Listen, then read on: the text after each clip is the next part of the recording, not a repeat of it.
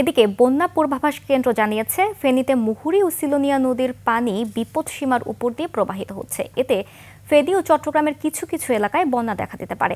আগামী 24 ঘন্টা বৃষ্টি অব্যাহত থাকতে পারে বলে জানিয়েছে আবহাওয়া অফিস। মানিক শিকদারের রিপোর্ট। বুধবার সকাল ৯টা পর্যন্ত 24 ঘন্টায় ফেনী জেলায় ৩৯৯ মিলিমিটার বৃষ্টি হয়েছে। সেই সাথে উজানের ঢলে নদীর পানি বাড়ছে।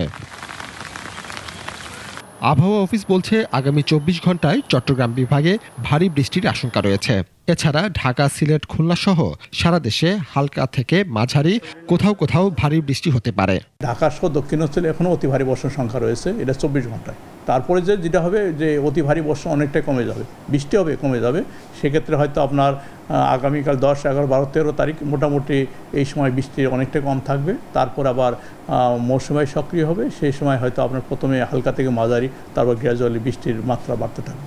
বন্যা পূর্বাভাস কেন্দ্র জানিয়েছে ফেনী ও চট্টগ্রামের নদীগুলোর পানি বৃদ্ধি অব্যাহত থাকায় নিম্নাঞ্চলে বন্যা দেখা দেবে। চট্টগ্রাম জেলার হালদা নদীর পানি সমতল আগামী 24 ঘন্টায় বৃদ্ধি পেয়ে বিপদসীমা অতিক্রম করতে পারে এবং এর ফলে চট্টগ্রাম জেলার নদী সংলগ্ন নিম্নাঞ্চল বন্যা কবলিত হতে পারে। তবে পরবর্তীতে পানি হ্রাস পেতে পারে এবং পরিস্থিতি স্বাভাবিক হয়ে আসতে পারে। সিলেটের নদ নদী পানি স্থিতিশীল আছে।